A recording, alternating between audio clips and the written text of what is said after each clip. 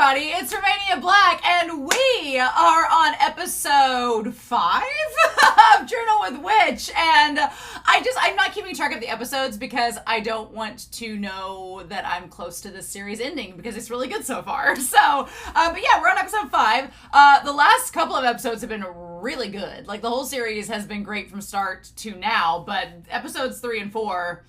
they're really good. So I'm excited to see what we get this week. The only 2 comments that I have are from episode 2. One is from the real Ghost Stick 25, who says, "It was interesting how you talked about being similar to Makio, even to the point of feeling represented by her character. You act more extroverted in your videos, so the idea never crossed my mind." That's something that I like about this series, is that we find parts of these characters that we identify with, even if it doesn't seem very obvious. And here's the thing. I am giving you all genuine reactions on screen, but I'm also in the comfort of my home by myself. So I am naturally an introvert. Like, I like...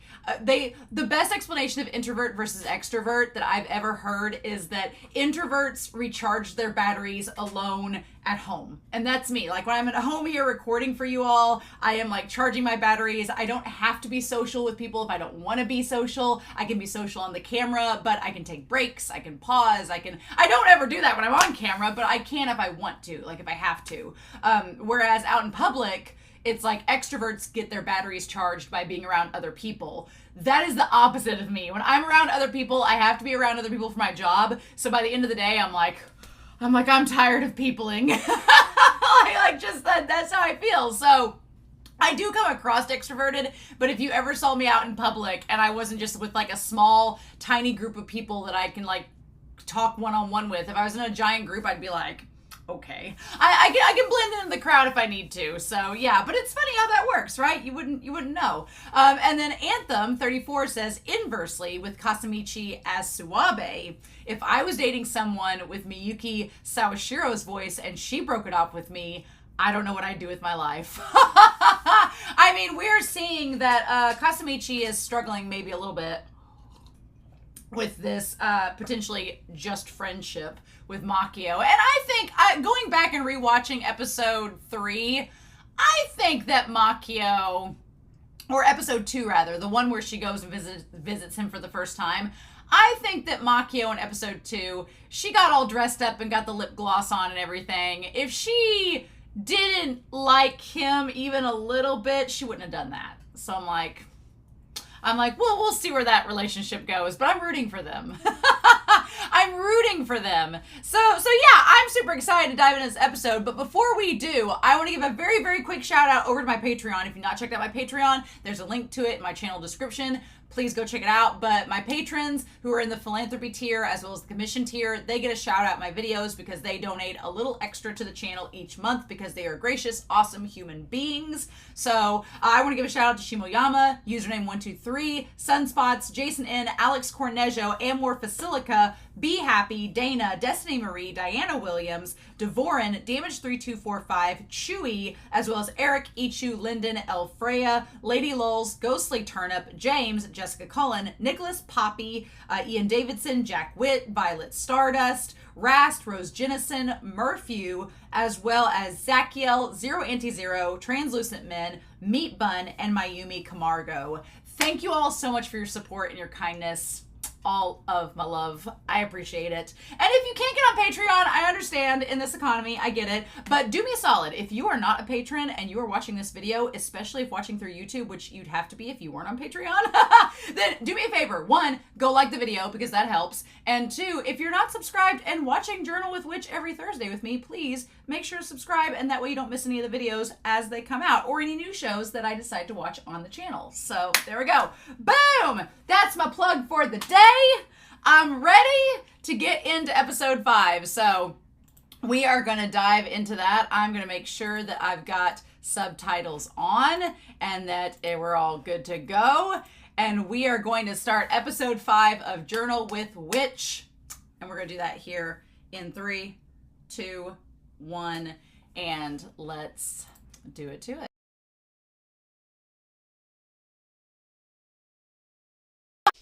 Mm-hmm.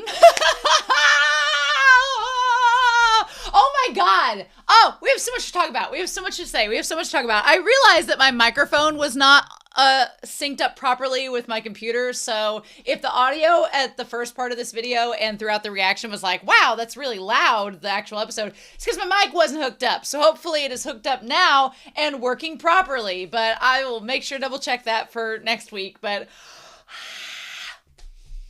this episode's about something so simple. This episode is about something so simple. What club is Asa going to choose to join? And yet, in the midst of it all, there is so much. In the midst of it all, there's so much. And I'm just so flabbergasted by this show and all that it does with its characters and the character work. And Casa Mother Truckin' Michi. Makio, if you don't end up with him, be a sport and give him to the ones that care. Okay, so we need to dive into this episode. We really do, because there is stuff to compare. I thought about bringing Whiteboard Coon out for a hot second, but I didn't know if it would be justified. And also with this new webcam that I have, if you didn't notice, I'm figuring out the layout with Whiteboard Coon. But anyway, here in 3, 2, 1. I think that it's very poignant to point out that with our band Oh, the lead singer, in a very Given style way, because this series reminds me of Given a bit, the lead singer is front and center, but in a different colored shirt. And from the OP, we have seen Asa be one who sings and is learning to play the guitar. So I feel like Asa is identifying with the lead singer, and I like the idea of Asa taking the lead role if she joins the band, because she can sing. That seems kind of cool. They said they had a really good choir at that school, but if you can only pick one club and maybe you can't be in choir and band, we're going to talk about why I think she chose band over choir. And we're going to get into that. There's lots of things to talk about in this episode that I was like, we need to address it. But yeah, so the beginning of this episode with her watching the lead singer, and the mom is like, oh, is that what you're into? And she says, yes. This line here, so guys like that are your type, huh? Here's my thing. I think the mother does that because that is the only way in which the mom can relate to Asa in that moment. That's my personal opinion, because I don't think the mom is into bands and knows about bands or is into it as much. I don't think that's her jam, but in this moment she's wanting to relate to her kid. But there is kind of a selfish quality to it. On the one hand, I understand that she's trying to connect with her daughter, and she's like, oh, those guys are nice, like, are those the kind of guys you're into? But two, it's kind of like, it's a little selfish in my opinion, because it kind of brings it back to the mom. Like, the mom can't just be like, oh, what kind of music do they play? Or, oh, what kind of songs do they sing? Or why do you like that band? Or what makes you like them? She doesn't ask the right, in my opinion. Again, I'm not a parent. I just have been around lots of parents through work and through my life that I see how they parent, and I just kind of watch them and go, okay, that's how you do it. All right. But in my mind, I think that the right questions to be asking Asa when she says, oh yeah, I like this band. She's like, oh, what genre are they? What kind of music? Like, my dad would always ask me, like, what kind of music do you like? And I would tell him when I was growing up, and he's like, well, what kind of songs do they play? And I'd show him a song. That's how you should do it, in my opinion. You should ask the kid, like, what do they like? Why do you like them? But my parents never once were like, oh, you like the rocker 80s type? And I'm like, yes, with a giant 80s mullet, indeed. Or they were like, oh, David Bowie, that's the kind of person you like. It's like, yes, have you watched Labyrinth? So yeah, I feel like the mom in this moment, the mom strikes me as a little, the more we get to know Minori, who's the mom, the more we learn about Minori, the more I'm kind of like, she's sort of insecure. And her insecurity comes out with her pressuring the people around her to like what she likes, so that she's not uncomfortable or feels shame or feels that insecurity creep up. If they like what I like, or if they do what I say, then I'm not the one that's put out in that moment that feels uncomfortable. And it really kind of hits home in this episode with how she parents and Asa's resentment towards her kind of leading her, and we'll get into that. We'll get into that. But that's just kind of like in the moment. And I agree with the, you know, she's like, it's the song I like. And she's like, oh, like, yeah, the mom missed that. Like, Asa's like, I would have said the band members were cute if they were cute, but she's like, I like the song. And so then we have, I want to make note symbolically, 2 different kinds of ice cream in the cup. One for Emiri and one for Asa. We're going to talk about that here in a hot second, of the different types of ice cream in the cup. Well, that's the same type of ice cream in her cup, so it is a little bit different, yeah. And she's like, why do parents say stuff like that? It's not like we're fantasizing about dating them. Yeah, because at this point, they're middle school kids. I do find, can I go on a hot tangent for a hot second? Comment down below if you agree. I think it's super creepy when parents, like, especially like grade school children, are like, oh, Davy and Joni like each other. Look at them kissing. They're going to end up dating together down the road. Is that not creepy? I think that's creepy. I think it's a little much. I'm like, they are children. Let's not force them together and be fantasizing about how they're going to like be in a romantic / sexual relation when they're older. That's weird. I hate that. I'm like, ew, let them be kids. Quit forcing your agenda on them. It's bizarre. And so then, and maybe I'm forcing my agenda on Emiri, because when Amiri's like, you know, I'm more into girls, like the idols. I thought that was Amiri's like moment to tell Asa, I'm more into girls, like idols. Because then later, you know, Asa's like, oh, don't you like that guy why didn't you say yes to that guy that proposed to you in middle school? And Amiri's like, yeah, you know, I'm just not quite into him. I was like, girl, read the room. I say that as my best friend growing up was a man who is gay, and from middle school we all knew. Like there was no, you know, you just knew from like 6th grade on. Like once puberty hit, we're like, oh yeah, okay. And so when he officially, you know, came out with his sexuality in college, I remember he came to my door, like the front part of my door, like during a party. He's like, I need to tell you something. And he said it. And I was like, well, that's cool. I support you. Also have known since you were 11. And he was like, was it that obvious? And I'm like, yes. Like, you do you. And so happy for you. But also we were like, yeah. And then we laugh about it now because we're like, yeah, it was pretty obvious.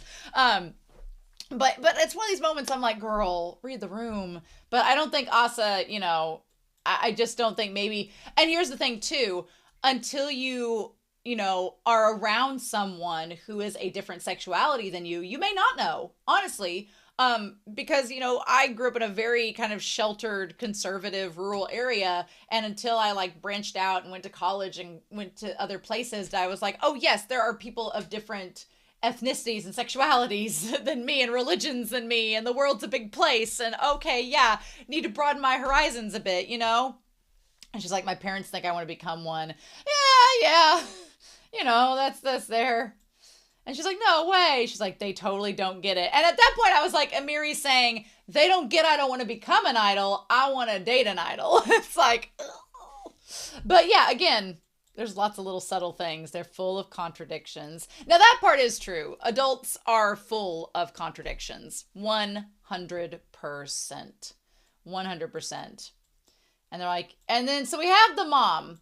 And case in point, the mother, Minori here, is a giant contradiction to Asa.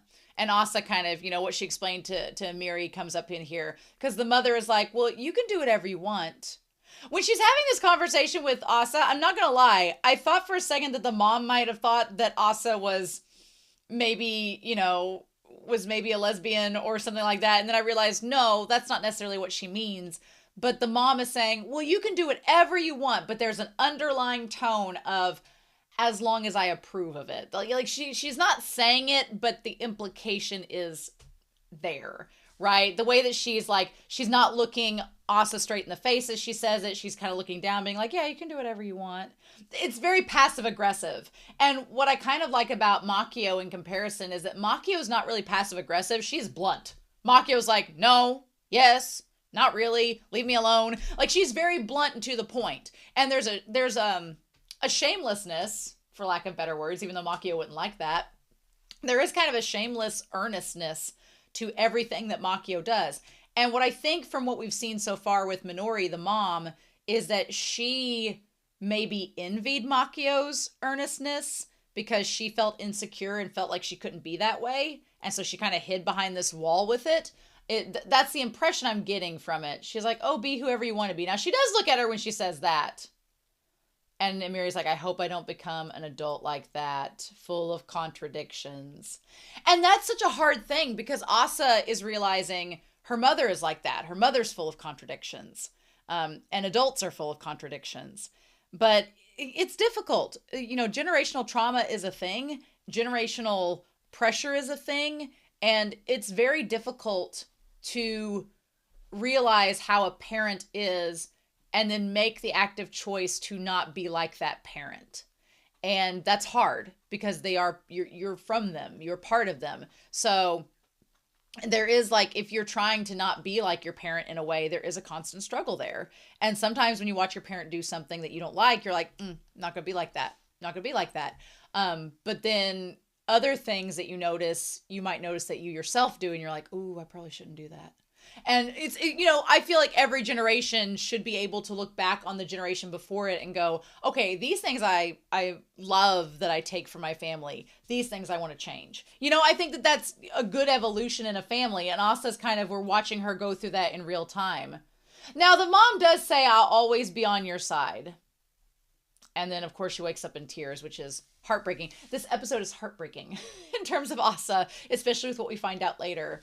I feel for Asa because clearly she doesn't want to be like her mom in so many ways, but then she still misses her mom and still loves her mom. And that there's such a complicated web of emotions that are so real and genuine with her and Minori. And I love how this series portrays them. They're done so well. It's really good.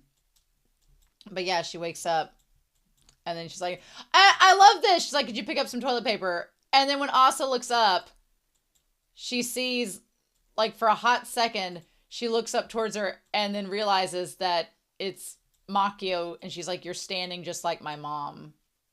I will say, Makio's improving a little bit because she didn't, episode 1 Makio, hearing that might have flipped out. But when she hears it, she's like, oh, really? Must be our mom. Which I like that it's establishing this generational thing of, our mom stood like this in the doorway, so we stand like this in the doorway. I think it's important that Makio doesn't attribute her being like Minori, but instead she says, well, we got this from our mom. Like, it's not me imitating my sister, it's me imitating my mother. My sister just happened to do the same thing. And she's like, maybe we got it from our mom. And so then Asa's like, Amiri said I should color my hair. Are you okay with that? And she's like, I don't care. So I do think that it is kind of, in a lot of ways, whiplash for Asa. Because Asa, is so used to her mother telling her how to do everything that now being with Makio, or Makio's like, you don't have to ask me permission, go ahead and box dye. Like, Makio is the most hippy dippy mom, where she's like free raising. She's like, what is it called? Is it free raising? What is it called? Open raising. I think there's a term for it. Free grazing. Is it free grazing parents? Maybe that's the term for it. A free grazer parent. There's a name for it. But it's basically a parent that's just like, I don't know, you'll figure it out. Do whatever you want to. It's totally okay. Not a lot of boundaries. And luckily, I think Asa's at the age where that's okay. And it's actually maybe even a little liberating for Asa because she's at this very impetuous stage of high school, teenage years where having a little independence is not a bad thing. It's going to let her grow and kind of figure herself out and discover herself. This type of free grazing parenting, if she were like 5, would have been a nightmare. I would have been like, no, Makio, don't let her just do anything. But now Asa's got a little bit of self-sufficiency that I think Makio's like, you'll be fine. Which is not how Minori was. She's like, as long as your school's fine with it, then go ahead. And Asa thinks back to looking at the different club posters here. So we have the Go Club, Hikari no Go. I like the band club that's like, want to start a band? Okay! I love anytime there's like English on a Japanese poster. I don't know what it is. It just gets me. The Tea Club. So I want to see all these clubs. The Tea Club. What else is here? I like we get to meet Mori. Mori should be in the volleyball club or the basketball club because she's freaking tall. Yeah. She's like, have you decided? Okay, so we see football, aka soccer. We see fencing. We see baseball. But the baseball club poster looks like freaking Ace of the Diamond. It looks like an anime. There's one that's like speech and debate, I think, down there below. Or that's choir. They're singing. There's the volleyball. You can see the volleyball club. You can see tennis. You can see maybe it's like book club. There's a running club. That one looks like, I don't know what that one is in the corner with the black and the shades. Like, what the frick is that? Looks like Connect 4. What is it? Is it golf? What is that? That one in the corner. Somebody tell me what that is. Then there's an astronomy club. There's basketball. There's a whole bunch of clubs. Cool. Nice. That is one thing that I wish American high schools had, was like, you had to join a club. I mean, my rural high school had sports and Future Farmers of America, or FFA, which is for all of the like agriculture kids. I would basically have been going to the Silver Spoon High School that had sports. That's basically it. But yeah, this is kind of cool. And she's like, I don't know, were you in clubs in middle school? And she's like, I was in choir. And so Maury's like, well, you know, we have a choir club that's apparently pretty good here, so why not join it? I would think that if you were shy, there would be pressure with the choir club, because like if they're really good and you don't, I mean, because she's moving to a new high school. So if you join the choir club and they're really good and you're trying to stand out, then you might end up fading into the background, and that's not what Asa wants. So the band club makes more sense in that regard. But also there's another element to it. And the other element is that, you know, I like these guys are like, we don't care. Oh, also there is a Chihaya Furu club. Look at that. Let's go into that, shall we? And there's this other club that I don't know what the triangle one is. I don't know what they are. Y'all, those of you that know what these clubs are in the top right and left corners, tell me what those are. I get the bottom two, but the top two I'm not so sure about. But yeah, I wonder what everyone else decides. And so the mom asks, are you interested in anything? I don't know. For some reason, the mom being in the badminton club seems to fit her. I don't know. There's a vibe. One of my PE teachers, he was like really big into badminton, like liked it to an unhealthy degree, and he made us play badminton so long. It's a very tedious game. I'm not a badminton fan, but he kind of had like a, I don't know, like a little bit of a pretentious air to him, so kind of makes sense. Oh, Huckleberry. But yeah, so she recommends, she's like, well, why don't you join choir? You like to sing. In 4th grade, you did the choir contest. And then she does, that's what you're going to do. Because she becomes freaking Mother Gothel and says mother knows best. And I get that the mom is trying to help. And the mom's like, here, I'll help you make the decision. But this right here, as someone that works with college age students, not high school, college age students, over the age of 18, legal adults that can vote, that can drive a car, that can almost drink and smoke. They're a few years away from that. As someone who works with these students, there are parents like this that are the bane of my existence, that are like, that I'm like, your kids are grown. Your kids are grown. Let them make choices. And then they're like, well, I'm just trying to do what's best for my kid. And they're talking for their child and making these decisions for their kid rather than let them explore. And if it doesn't work out, it's okay. There are so many kids that are in Gen Z, Gen Alpha that I work with that are terrified of failure. They are terrified of making a mistake because they have been conditioned to believe that if you make a mistake or mess up, life is over. And I'm like, no, life has just begun. You're going to make lots of mistakes. And you got to figure out how to bounce back from those mistakes and move forward from those mistakes. And it's going to happen. Everybody makes at least one failure move. And it's okay. But these parents are like, well, you have to decide. You have to pick this. You have to do that. And I'm like, no, they don't. Stop it. But yeah, this whole mother knows best. It was like triggering me as I was watching. And she's like, where are the checker? This would not work for me because my mother and I have very different fashion senses. Very different fashion senses. We always have. And the stuff she picked out, I was like, no. And my mom was really good about, you know, as long as you look presentable and you're wearing clothes and they're on right side out, you do you, girl. And I was really glad for that because if she picked out my clothes all the time, I'd be like, no. And then she's like, if you've not decided, I'll pick for you. Like, there's a little bit of micromanaging there. Again, I always see parents that do this, and I'm like, I get the good intention that you have, that you're trying to help your kid, but you are doing them such a disservice. And then this is what gets me. She's like, oh, well, you can't decide? Well, I'll pick for you. But then later, she's like, well, you've got to learn how to make choices on your own. How is she supposed to do that when you've been making all the decisions for her? Like, I do think it's okay for parents to be supportive and be there, and like if a kid doesn't know what they're doing, be like, hey, I'll walk through it with you.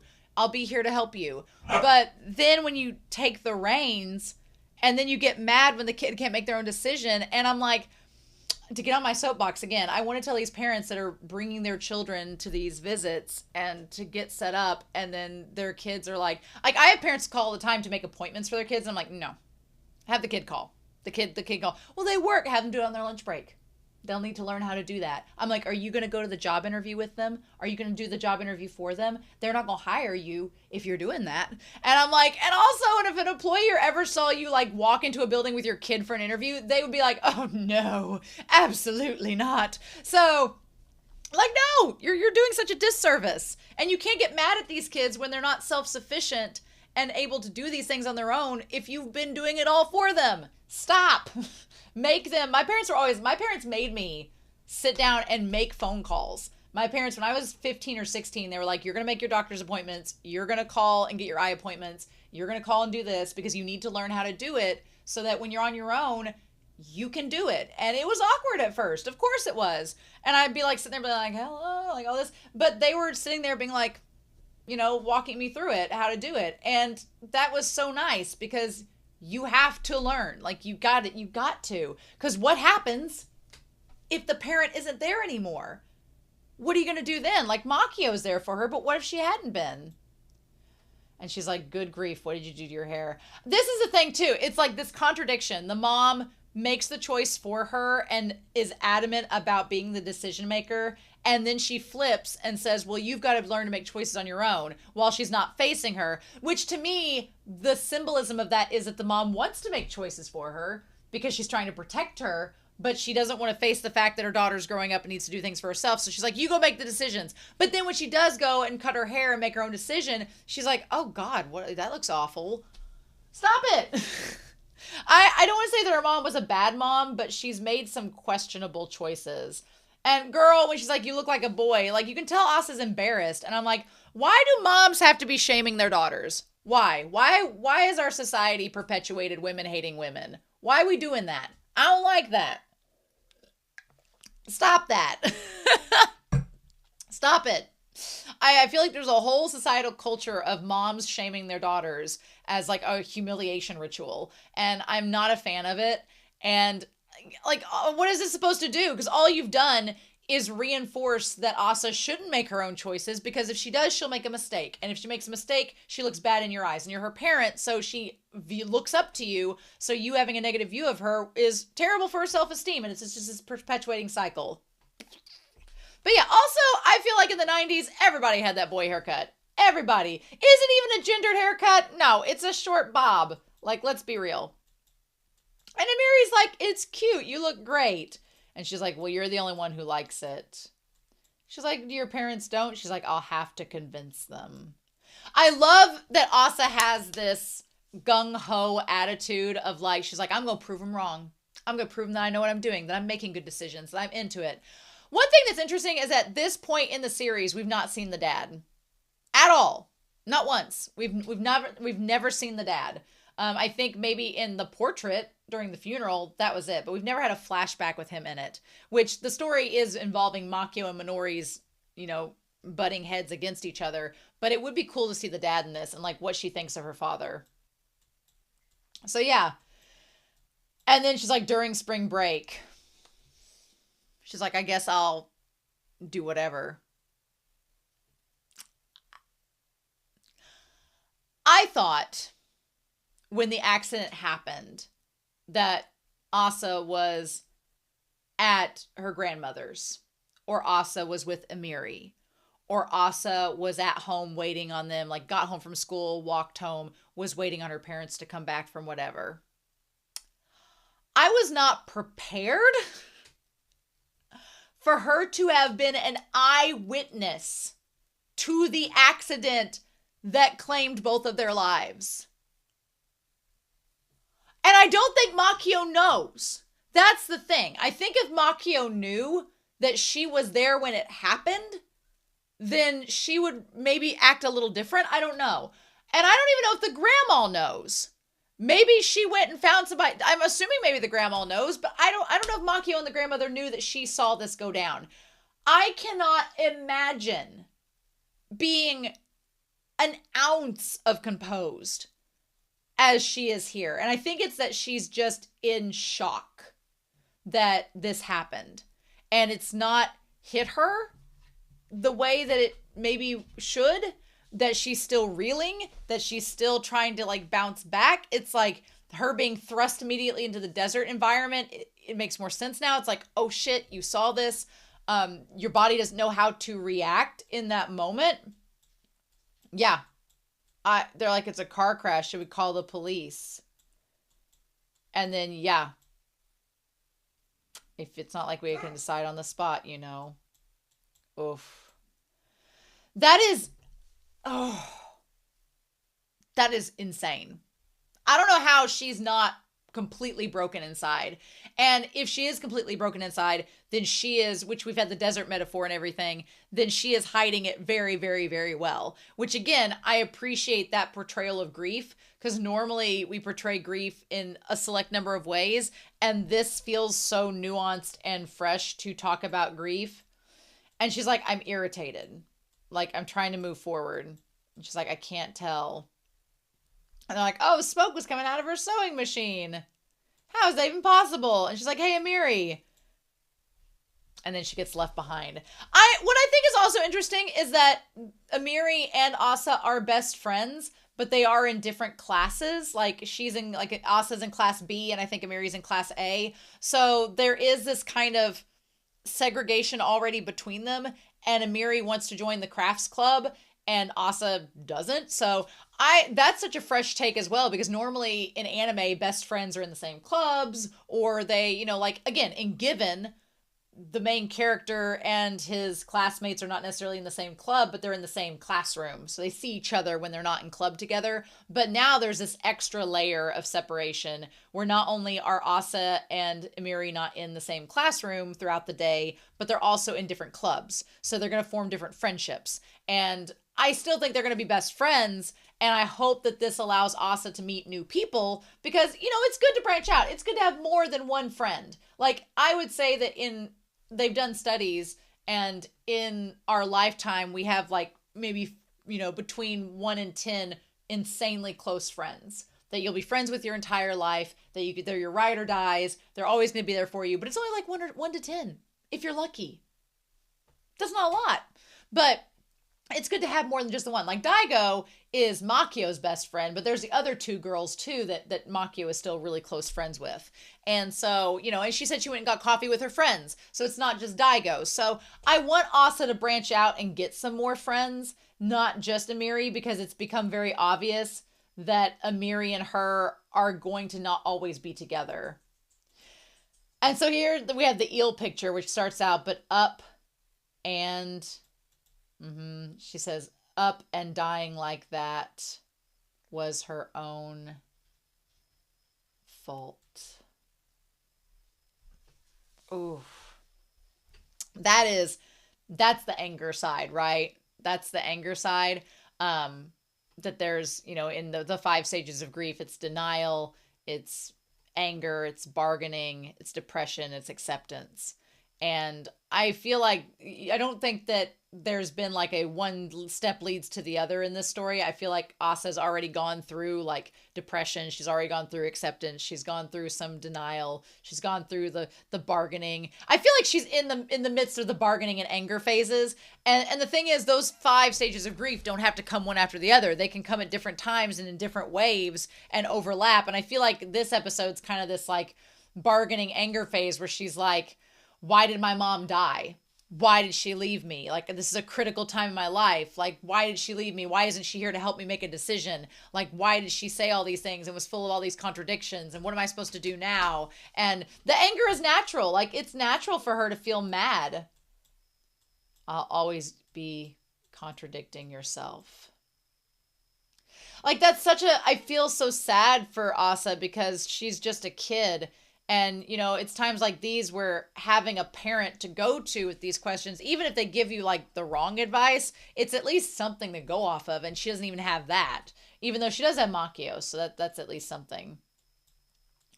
And that's when she realizes, so she looks here and sees Makio Kodai, the author. And she's like, oh, and it says, Shuei Blue Bunko Online, works by Makio Kodai, Sissel Twins, Dragon Tamer series, Magician series, new volumes, the Magician series, Makio Kodai. So it's kind of, it would be kind of crazy for your aunt to be on like all these platforms, like getting her work sold and having it their own Wikipedia page and stuff. It's crazy because that there's such a presence for her aunt, but yet her aunt is like so like nonchalant about it. She's like, yeah, I'm a novelist. I make up stories and I sell them. Whoop. But she, you know, it's kind of like she's not very, I mean, she's pretty humble about it, all things considered, you know? And she's like, wow. And that's when the grandma calls and wants to come see them. And Makio's like, well, I guess we could come. They definitely, one thing that I really like about what this show is doing is that we've not seen Makio and Minori's dad, but they clearly take a lot from him. But they're still taking some from the mom. She's like, I haven't been over in 5 years, you know, just because. You can definitely see when she like looks at them that their eyebrows and eyes come from the mother. Like she has the same eyebrows and eye shape as them, even though definitely Minori takes after, yeah, the same eyes, the same eyebrows. They get that from her, even though they're lanky, like heart-shaped faces or oval faces are probably from the dad. She's like, at least sit down for a cup of tea and don't be cold. Isn't she cold? Don't be like her. And then we have their rooms. I love they kept the rooms, you know, similar. And she had all of the shoujo magazines, which good for, yeah, you know, you can kind of see in this a few things. One, you see Minori with the uniform where she looks like Makio, which is pretty cool. But Makio, surprisingly, looks a lot like Asa. Like Makio with her hair cut short looks a lot like Asa. And now that I'm saying that, I wonder if Minori, kind of as a knee-jerk reaction, projected her disdain on Asa's hair choice because it made Asa look like Makio at that age. I wonder if she said it for that reason. And deep down, you know, Makio has separated herself from Minori and Minori has kind of accepted it and settled with that. But I wonder if there was an underlying fear that deep down Minori was afraid that Asa would become like her sister and distance herself from her as well. There could have been that.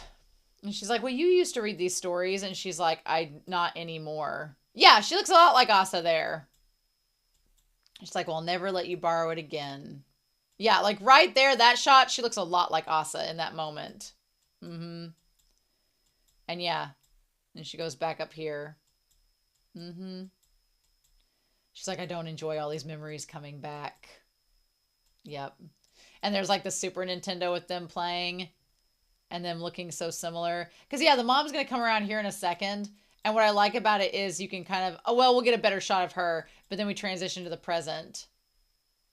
Also, you can kind of tell that the grandma in her age is starting to like slip a little bit because she's like, what about college? And Asa's like, I just started high school. And she's like, oh, well, your mother and your aunt kind of decided pretty early.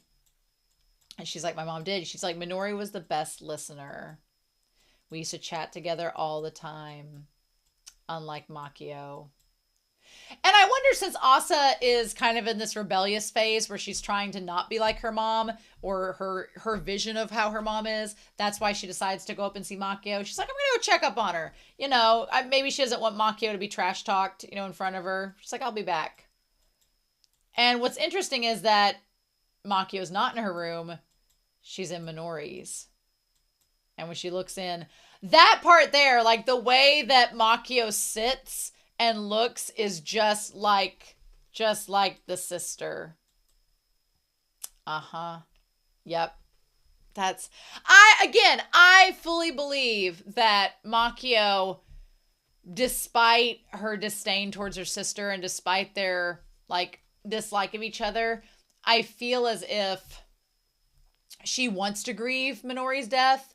She wants to open up. There's a part of her that wants to do that and open up and kind of have an exploration of those feelings. But then the other side of her that doesn't like Minori is preventing that from happening. But yeah, she's like, you've been in my sister's room before. Did something come up with my mom? Not really.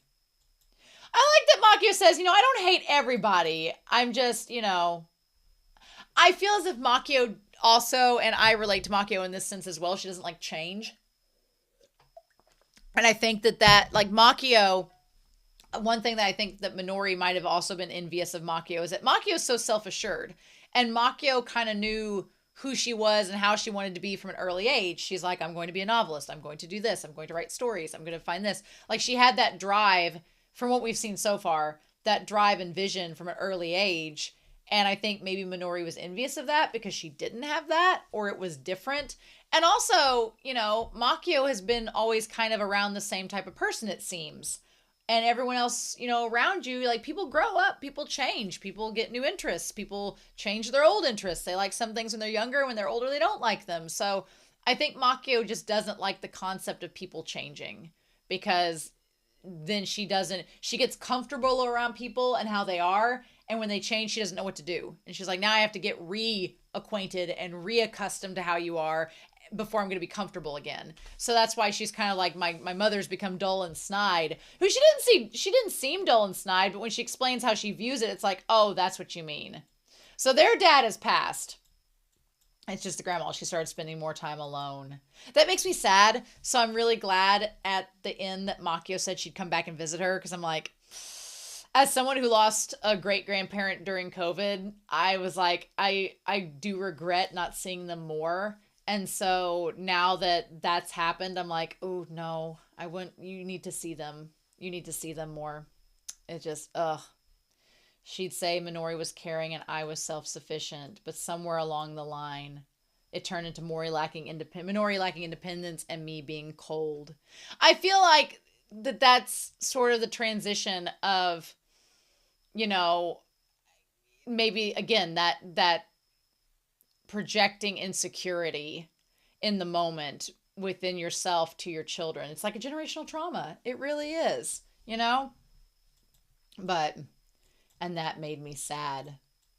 And Asa's like, well, I remember that when my mom died, my grandma said, how could you die before your own mother? Can we also talk about the fact that, the grandma freaking out at this is understandable. Completely reasonable, completely understandable, absolutely normal. The fact that when both of them went to identify, and now looking back, the identifying the bodies, when Makio was like, oh, I'm not going to do that. You're going to do that. Now it's like, oh my God. Oh my God. So the thing that stuck out to me in this moment, because the grandmother does act very rationally for your child being killed in a car accident, is that Asa is not reacting like you would expect. She's not freaking out. She's not crying. She's not huddled in a corner somewhere. She's just standing there like nothing's really fazing her. And again, it's that shock of what's happening and being young enough to be like, I don't know what to do.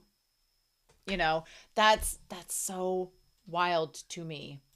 I remember thinking that she really cared about mom.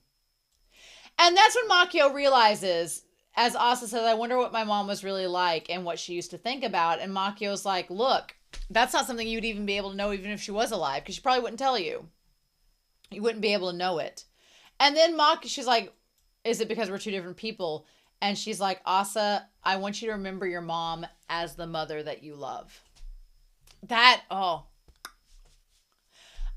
this is why Makio won't talk to her about her hatred of Minori. She's like, I don't want to influence you in how you remember your mom. She's like, how I remember my sister is how I remember her. And how you remember her is going to be how you remember based on your memories with her. I don't want to taint that. And I think that's so mature and smart to say to a kid, to be like, I want you to remember her how she's at her best for you. And I'm going to remember her. She's like, I don't want my subjective view of her to make an impression upon you. And that's so smart. And I'm so glad she frames it that way, because she's like, how I view your mom is not objective. It's not factual. It's based on my opinions of her. And my opinions of her are strong, but I can't sit here and tell you that she's like, I'm not going to tell you your mom's a bitch, because that's just my view. That's not reality. That's not, an objective fact. It's just how I view her.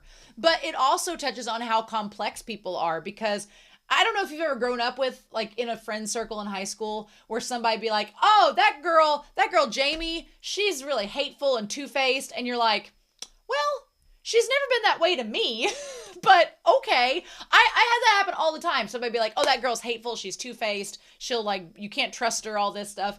And my response would be like, okay, well, she's never been mean to me, so I don't know, but I'm going to, that sucks that happened to you. And then vice versa. I'd be like, oh, well, that person's so, like, catty and two-faced, and I don't like them. They're like, oh, well, they've never been like that to me before.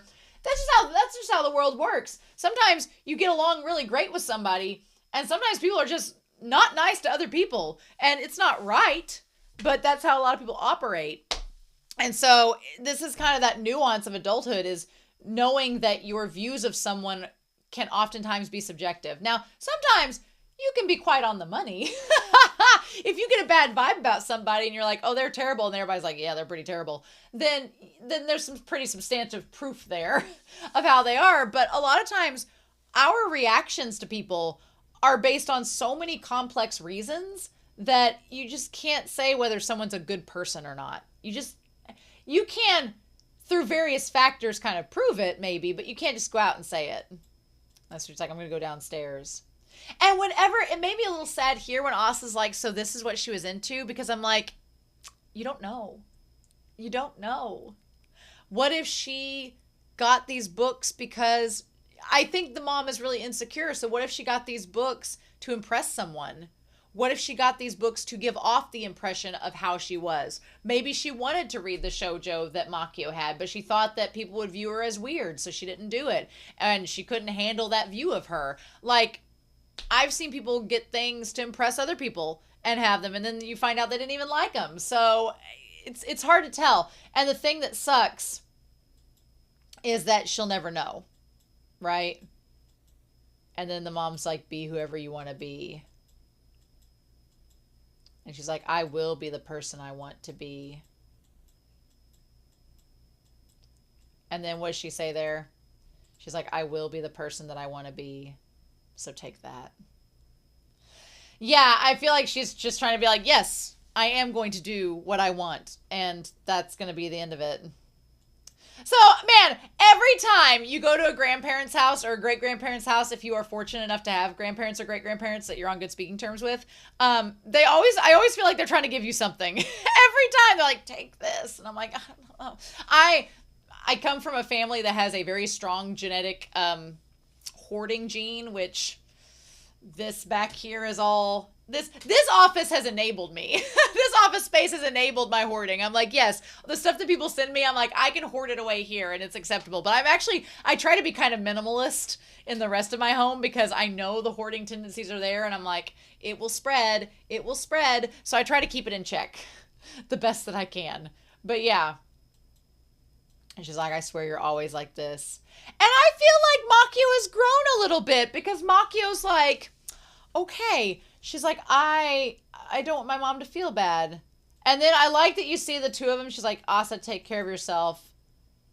And she's like, I'm off too. So you see the two of them going to school, like when they're in high school. Their hair has grown out a little bit. They have different... It feels like they went to different high schools because they have different uniforms on. And then you see the mom. Yeah. Like, she has the same, like... eyes as them and eyebrows, but everything else is a little different. Yeah, the eyes are the same, but everything else is a little different. She's like, healthy habits, okay? I feel like that's the mom being like, look, be healthy. Which Makio does tend to fall off the wagon a little bit. So I don't think that's and I think Makio even recognizes, she's like, am I that obvious? And she's like, and I like that Makio explains, my sister and I were beyond repair. Meaning that no matter what was going to happen, we were never going to make up. Or Makio had decided that. She's like, I can't share the sadness that you feel towards her. But if you ever need it, I can at least lend an ear. Yeah, I like that you see like her with the two of them.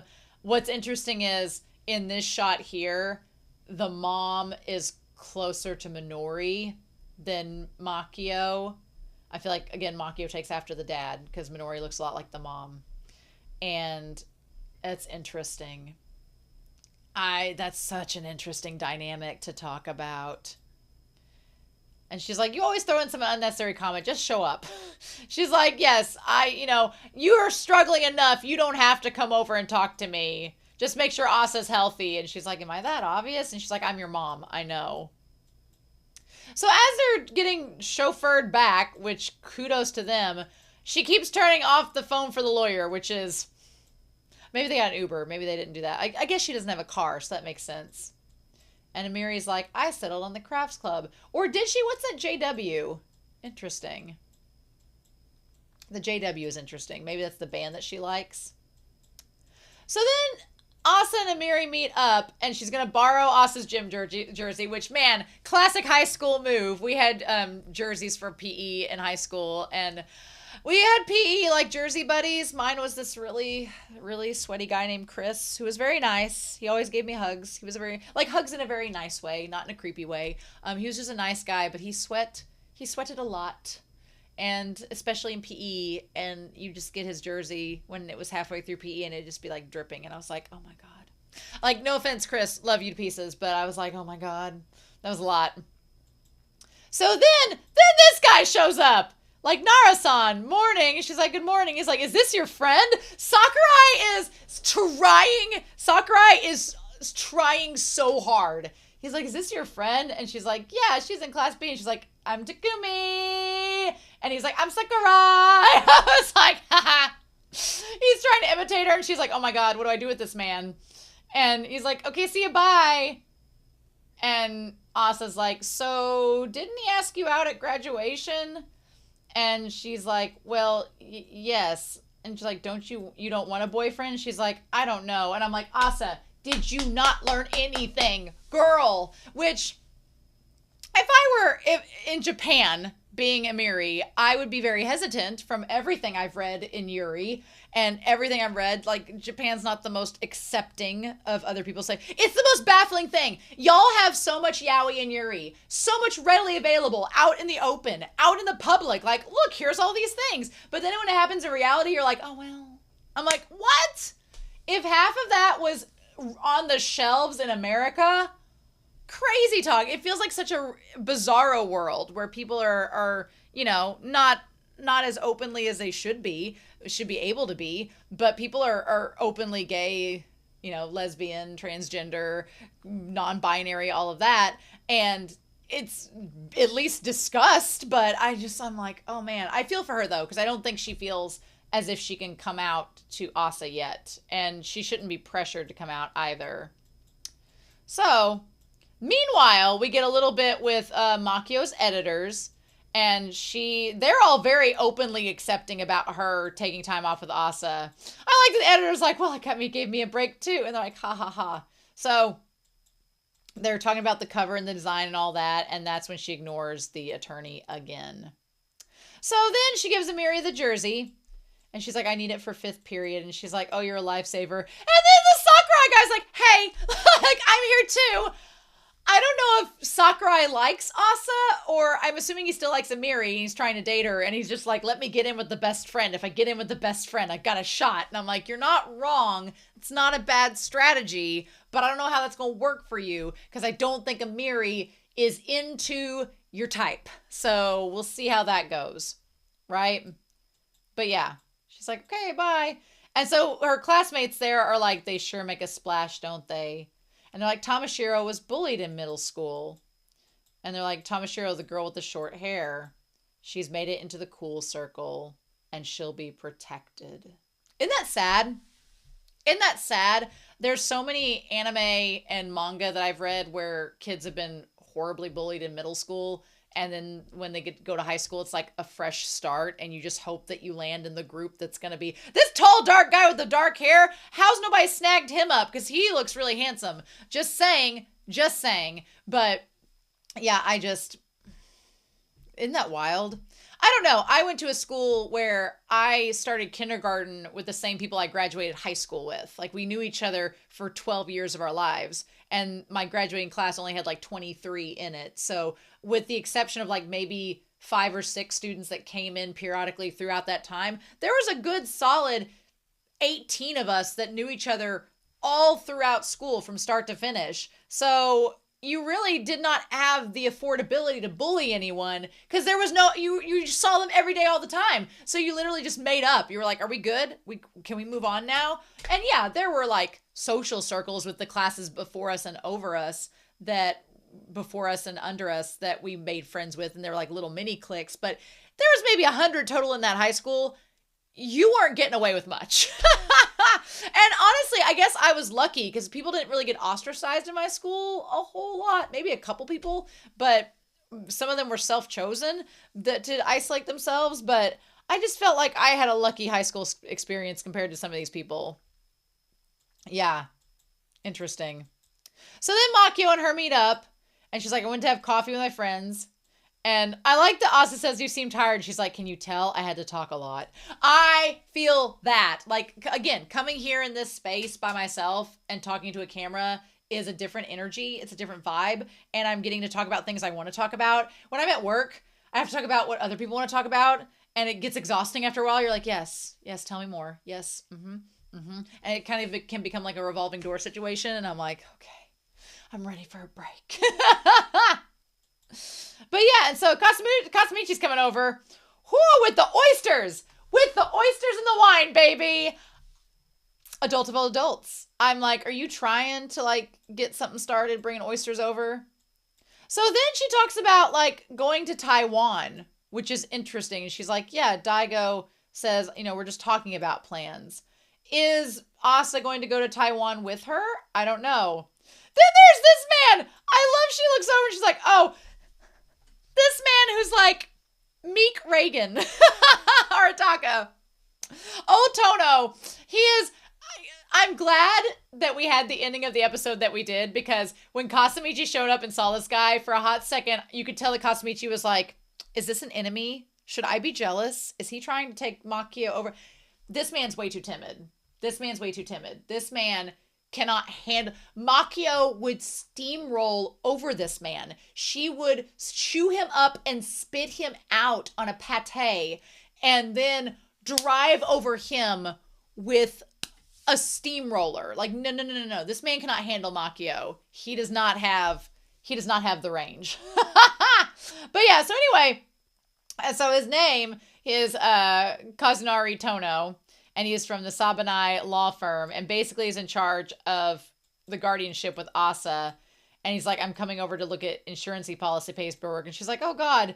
And I love that, Asa is being polite and bringing out the chair for him to sit in. But then Makio's like, don't look in the room. Like, you can tell in this moment that Makio wants to make a good impression. For all that Makio's like, I'm just watching you and you don't have to love me back.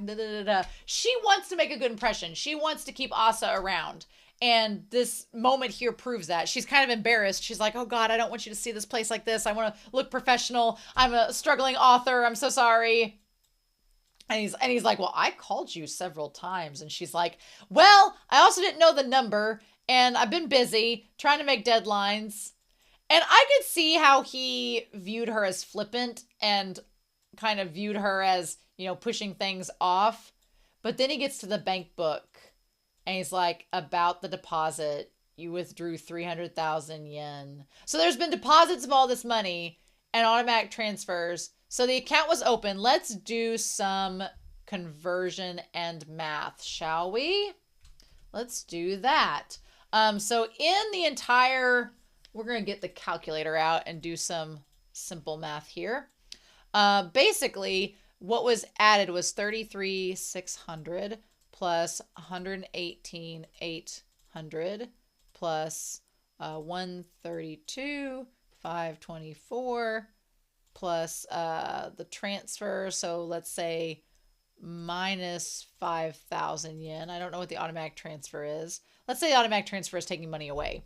So there's about, okay, well, no, the 300,000. So there was more money taken out than there was in the account. Okay, but then they added the 5,000 back, and then it left, not a lot. Not a lot. Not enough. Not enough. If we added that 5,000 back, still not enough. There was more money taken out than there was in the account. That's not good. That's not good at all. Uh-oh. I can see why that would be a problem. So 300,000 is, so almost $2,000. $1,881 is the amount that was taken out, which is about the price of the computer. Uh-oh. Yeah, and she's like, what? And I feel for Makio, because Makio was like, oh shit, I don't know why that was taken out. I don't know where that's coming from. I would feel embarrassed and bad if I was Asa, because Asa, that was April 30th. So that was, when was the account made? Like, when was it made? He goes back and shows, okay, so April, so end of March. So March into April. And then May was the automatic transfer. So yeah, I could see why Asa would feel bad, because, she didn't tell Makio, and then she took out the money to get the laptop, and Makio had no clue. So she's like, I don't know where this money went. I don't know. And I could see why Tono, as the lawyer, is concerned, because he's like, this is money for the girl. Are you taking her money, thus taking advantage of her in this situation? And that means you're not, upholding the rights of your guardianship. And when he puts the pin in the thing, it's like him making a statement being like, as I explained before, you've got to submit and explain these reports from now on. I assumed you were aware of this. And honestly, he's like, or were you not? And I was expecting at first that Kasamichi was going to show up, because he works for a firm, I believe. So I figured he would show up and kind of save the day. Dun, dun, dun, dun. But she saves it herself. And I love that she's like, no, slow down. She's like, it's too much. You're overstimulating me. I love that she goes, all this at once is scaring me. And he's like, scaring you? I love how her neurodivergency, because she is neurodivergent for sure, it is her lifeline in this moment, and it kind of throws him off and makes him kind of reset and go, scaring you? What about this is scaring you? I'm just talking. She's like, I need you to stop, and I need to gather myself, and then we can start again. She's like, I'm sorry about that. She's like, I haven't touched this other account other than for school expenditures. And she's like, all the daily stuff comes from my allowance. I've set up an automatic transfer for her allowance. Okay, so it does take money out to give to her. She's like, I didn't notice this when I sent a copy of the bank book. I have no clue about this. And he's like, oh. He's like, pardon me. I feel like he had these assumptions of her, that she was a negligent person taking advantage of her, and that she wasn't fit to, have her there. And then after she made him stop so she could explain herself, then he kind of realized, oh shit, I kind of judged her incorrectly, and we need to start over. And I was maybe being a little bit too aggressive. Because he says there, he's like, I was focused on the rights of the child and I got too heated. He's like, I came in with these assumptions about you, and I let that control my emotions, and I shouldn't have done that. And then I like that she's like, what assumptions did you have of me? And he's like, this shameless sort. And she's like, why? And she's like, I know I'm a struggling auteur, but don't judge me like that. It's so funny. And then her saying, it's fine. I just can't do normal things like a normal person. That breaks my heart. Because I feel as if Minori was all about being normal. Minori was always trying to make up for Makio's deficiency in society, where everything Minori was doing seems so by the book, having the traditional family. You were in the badminton club. You did this. You got the job. You did all that. She had it felt like she was trying to adhere to what society expected of a woman in society at that time in Japan. And there's nothing wrong with that. If that's what you want, there's nothing wrong with that. You can absolutely do that. That's fine. But I feel in part, it almost seems like a compensation for how Makio isn't normal, or what she considers to be normal. Is there a normal? No, there's not. There really isn't. But it's just what we conceive of it as. And I feel like that gets to Asa, because Asa is like, Makio's not like my mom. So me doing this out of defiance of what I was afraid my parents would think is unfair to Makio, because she's not like that. And she's like, I bought a computer. And she's like, did you need it for school? No. Did you tell someone you bought it? No. And then she gets embarrassed. And she's like, what's wrong? And you could tell her, like, kind of, she's like, I thought I could make music with my laptop. That you might be against me joining the band. And that's, of course, then that gets Tono's, like, radar picked back up again. He's like, has Kodai-san ever restricted your actions before? Has she, like, told you what you can't do? It kind of baffles me that, you know, he's all up in arms, potentially, about Makio restricting her access to doing things as her guardian, but then nobody checks up on the parents who were doing that, which is interesting to me. So, but yeah, and she's like, no, and again, Makio's like, how you feel is no one's business but your own. No one has the right to shame you for it. She's like, never, not in the slightest. But she's an adult, so I thought she might say no. Because she's like, all the other adults I've been around aren't like Makio. And at the time, I only knew Makio for like 5 days, so I didn't know her that well, and I did this before I got to know her. Can we just say the voice actress for Asa? This is her first role in anime. She is incredible. Like, her voice acting is so stellar. She's so good. Like, you feel the emotion in her voice. Like, even if I don't understand Japanese, reading the words and hearing her emotion, you get it. Like, just, God, it's so good. It's so good. I felt so confused. It was her own fault. And then she just put eel. And the sad faces and the eel, which you can kind of read what it says through it still, even now. She's like, I was confused. I'm sorry. And I like that Makio's like, hey, we're going to touch base on this. We're going to talk about this, but not while this guy's here. She's like, we're going to do it another time. I love that. And she's like, go wash up. I love that just everything about this series is so good because it's so real. Like, when she goes to wash up, that the awkward silence between them, it's so palpable. It just feels so genuine. She's like, I told her she could join the band club if she wanted. But she said her parents wouldn't like it. And I like that Tono's pretty reasonable now that he knows that Makio is not going to, like, take advantage of her. He's like, yeah, this is just a rough age for a kid. Even, you know, without the circumstances of her not having her parents. And I like that Tono is nice enough where he's like, you know, if you ever need to talk to somebody that's not, you know, your aunt or a teacher, I'm here. I'm, you know, in charge of your guardianship. And I want to tell Tono very kindly, as long as Kasamichi is here, you're probably not going to get a lot of feedback. She ain't probably going to call you as long as Kasamichi's here, but maybe she might. She might, because she probably has realized that Kasamichi is going to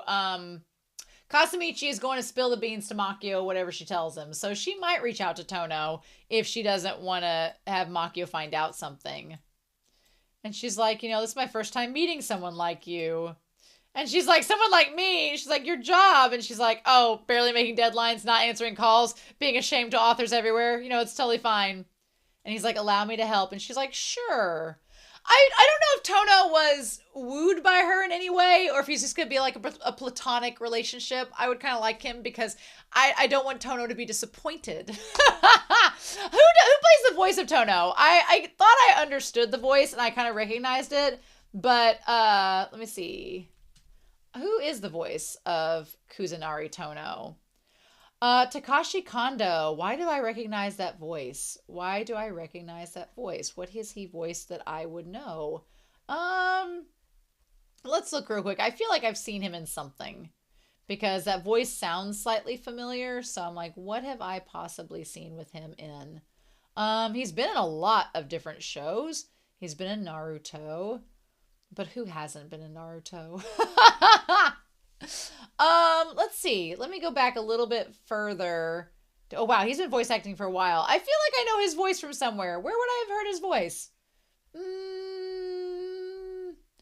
No, Naruto. He was Hozuki in Naruto, but was he something else? Okay, in Bleach, he was some Arankar, so there was that. But I feel like I heard him in something prior. I guess not. His voice sounded somewhat distinct, but I guess I haven't, so never mind.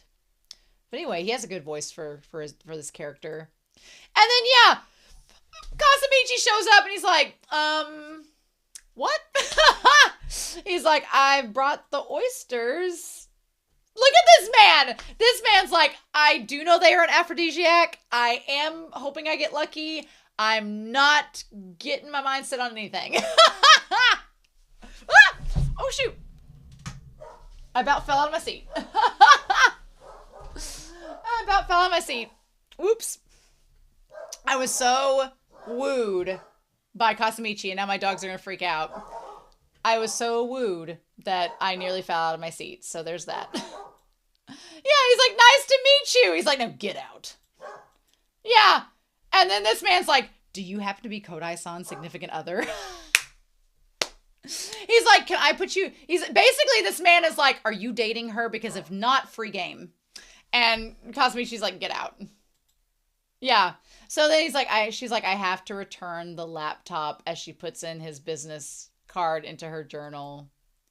I like that Kasamichi's like, yeah, I could buy it if you want. She's like, well, that'll make things more complicated. I guess because she's trying to be like, we're not really an item, but I don't want to be in your debt for a laptop because that's a lot of money and it's fine. But I'm like, he's like, you're right. And I'm like, also, no, I'm just going to put this out there. He's like, an attorney, huh?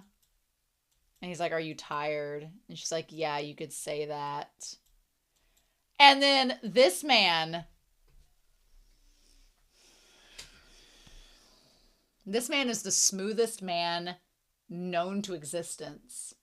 This man's like, you just treat me like a big old lap dog, like a big old Bernese mountain dog. And I was like, oh, say no more. Say no more. You brought, well, I don't like oysters, so oysters wouldn't be a no-go. I'm like, you brought food. You got a glass of wine. You're sitting here just like, let me cuddle with you on the couch and just sitting here just chilling, just Netflix and chilling.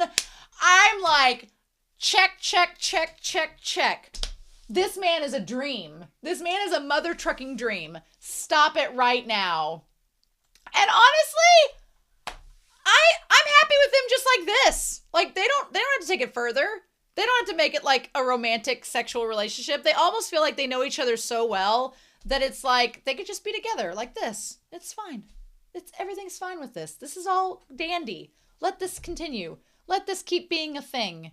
Yeah, this right here. I freaking love all of this. It reminds me of the same thing I did to Asa the other day. I love that. And she's like, I must have picked it up from you. Look at that smug smile. Look at that smile. That man's like, damn right you picked it up from me. Like, oh, look at him. Look at him. Oh my God. Ah!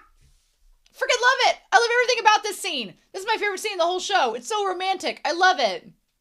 And then Makio's growth as a character, she's like, oh, Asa likes this song. She sings it sometimes. Like she remembered what she liked. And then she's like, hey, Asa, come here. She's like, it's that group you like. They're on TV. And the moment Asa sees, like, not the group, but the moment, when he's like, you want to watch and come on over? And she's like, oh my God. Like, Asa is the biggest shipper of Kasamichi and Makio ever. She's such a shipper. And then look at her. She's just like, yes, it's just me, my aunt, and my aunt's former boyfriend, still situationship. I'm like, yes. This is amazing. I love everything about this. It's so freaking good. I love this. And he's like, do you like this stuff? And she's like, yeah, I like the song's bass line. See, that's the difference. Like the mom was like, oh, do you like guys like that? But he's like, do you like this music? And she's like, yeah, the bass line in the song is really good. And then he says, good taste. You have a fine ear. And she's like, you're right. And then she's like, Makio-chan, Can I join the band club? She's like, do what you want to do. And I feel like when Makio says it, Asa believes it. She believes that Makio's not trying to influence her to do something different. She's genuinely like, yeah, if you want to do that, go for it. Oh my God. And then she gets so excited. And she's like, right here, it's the baseline. And Kasamichi's eating this up because, yeah, sure, we skipped baby, toddler, infant, child, preteen, and went straight to teen. Sure, we skipped all the complicated stuff, but, you know, this is a different kind of complicated. But this is Kasamichi's dream, too, is to have a family. And there's Asa, and there's Makio, and there's him. It's not a traditional family, but I freaking love it. Oh, my God. Oh, my God. Everything about this. I've talked for over an hour about this episode. Everything about this was amazing. Why does this show get better and better every week? How does this happen? How does this happen? Love it. I nearly fell out of my chair. I've never done that on the channel before. Kasamichi knocked me out of the chair with his sexiness. Oh my God. Husbando to end all husbandos. Kasamichi is the husbando to end all husbandos. Calling it now. Damn it. So I've talked forever about this episode, but now I want to know what you thought of this discussion. What do you think about this episode? What do you think about Kasamichi's swooniness? I would be signing on the dotted line. I'm just saying. I can't believe I at first was like, he's like, okay. He's okay. And now I'm like, sir. Anyway, I hope you all have a wonderful week. Please stay safe, take care, and yeah, I'm excited to hear your thoughts about this episode below, and I will be back very soon with more of Journal with Witch, and I'll see you then. Bye!